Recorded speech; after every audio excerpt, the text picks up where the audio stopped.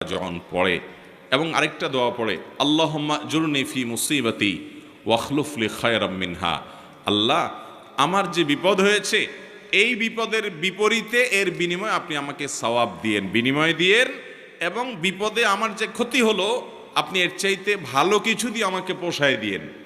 এই দোয়া যদি কেউ পড়ে তো আল্লাহ রাব্বুল আলামিন তার ওই বিপদে যা ক্ষতি হবে তার থেকে বেশি দিয়ে তাকে অবশ্যই পুষিয়ে দিবেন।